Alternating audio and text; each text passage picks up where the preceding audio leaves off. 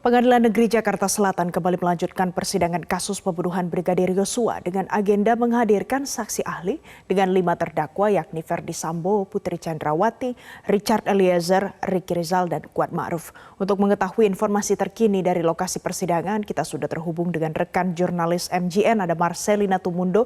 Selamat siang Marcel. Marcel, apa yang terungkap dalam persidangan Ferdy Sambo CS hari ini?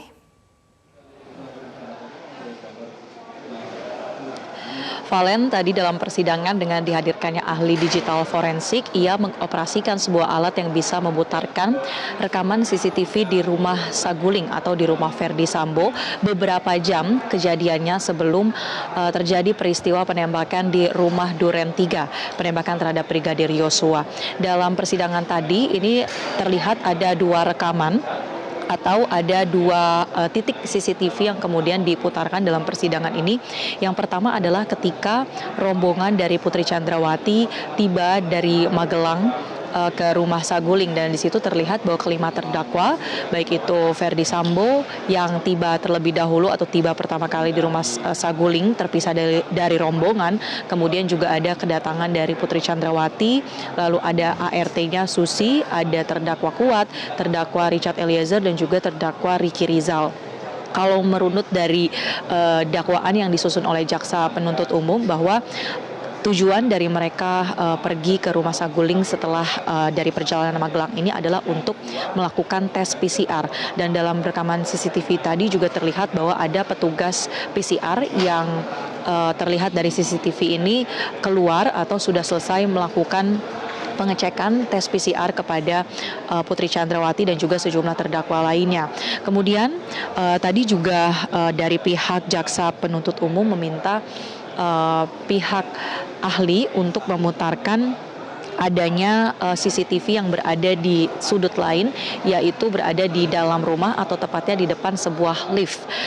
Kenapa ini menjadi penting? Karena kalau dalam surat dakwaan tertulis bahwa ada pergerakan dari para terdakwa, terutama dari Kuat Ma'ruf, Putri Chandrawati, Richard, dan juga Ricky untuk mereka pergi ke lantai 3. Dan dalam surat dakwaan, salah satu aktivitas yang dilakukan di lantai 3 adalah adanya pembicaraan antara Ferdy Sambo yang pertama kepada Ricky Rizal untuk meminta kesediaannya melakukan backup atau mendukung Ferdy Sambo jika kemudian bertemu dengan Yosua di rumah Duren 3. Dan hal itu juga tadi terlihat dalam CCTV yang diputarkan bahwa Ricky Rizal terlihat masuk rumah lalu naik lift di pukul 15.42 waktu CCTV, dan juga ia turun kembali tidak lama, hanya berselang 10 menit setelah ia naik lantai 3, kemudian Ricky Rizal turun.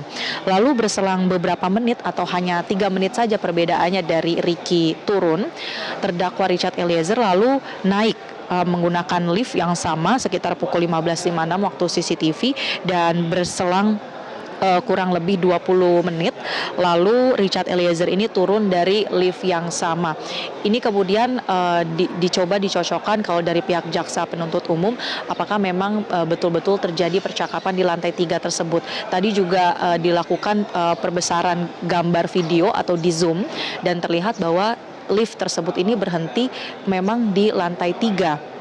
Tetapi kemudian dari pihak kuasa hukum atau dari pihak terdakwa ini juga mempertanyakan ada beberapa runutan peristiwa yang berbeda di dalam rekaman CCTV dengan yang dirumuskan oleh JPU di dalam dakwaan. Misalnya saja ketika dari pihak Richard Eliezer ini dikatakan di dalam dakwaan membawa senjata jenis tire, dan juga dalam dakwaan disebutkan bahwa Richard sempat naik ke lantai 3 rumah CCTV menggunakan tangga yang berada di sebelah CCTV.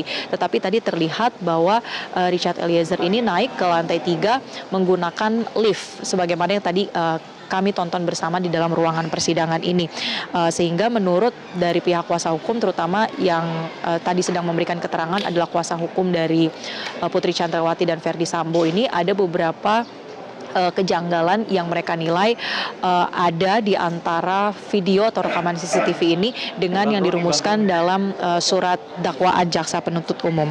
Nah, kemudian juga selain CCTV di Rumah Saguling, tadi juga diputarkan ada CCTV dari Komplek Polri Duren 3 atau dari TKP yang sebelumnya juga sudah berulang kali diputarkan yang memperlihatkan bahwa almarhum Brigadir Yosua ini masih hidup ketika Verdi Sambo tiba di rumah dinas tersebut. Tetapi tadi diperlihatkan secara lebih detail karena sudah dihadirkan ahli. Ahli ini bisa memperbesar gambar atau video tersebut yang menunjukkan bahwa memang betul Brigadir Yosua ini masih hidup dan mengenakan kaos berwarna putih, atau ini cocok dengan rekaman di Saguling yang menunjukkan bahwa di rumah Saguling Brigadir Yosua juga mengenakan kaos berwarna putih. Dari setelah ditunjukkannya rekaman CCTV tersebut, pihak terdakwa juga tadi memberikan tanggapan mereka. Tidak banyak sebetulnya tanggapan dari para terdakwa, tetapi dari pihak Verdi Sambo ini sempat menyampaikan bahwa ia berharap dengan sudah diputarkannya barang bukti rekaman CCTV ini, yang menjadi keputusan ataupun vonis dari hakim diharapkan bisa lebih objektif. Kemudian tadi juga Eliezer menyampaikan tanggapan bahwa hanya ada sedikit koreksi saja atau penegasan terkait dengan sejumlah barang-barang yang ia bawa seperti sejumlah tas dan juga senjata jenis tire. Selanjutnya kita masih terus menantikan terkait dengan pemeriksaan atau maksud kami persidangan dengan agenda pemeriksaan ahli, karena sebetulnya hari ini ada 2 ahli lainnya yang diagendakan, tetapi 2 ahli tersebut yakni ahli pidana dan ahli psikologi ini berhalangan untuk hadir. Dan kalau melihat pernyataan dari jaksa tadi bahwa kedua ahli tersebut bisa dihadirkan esok hari terkonfirmasi, dan sehingga persidangan ini masih akan terus berlanjut sampai dengan esok hari. Valen. Marcel, adakah bukti yang menunjukkan Verdi Sambo menggunakan sarung tangan atau tidak di persidangan hari ini?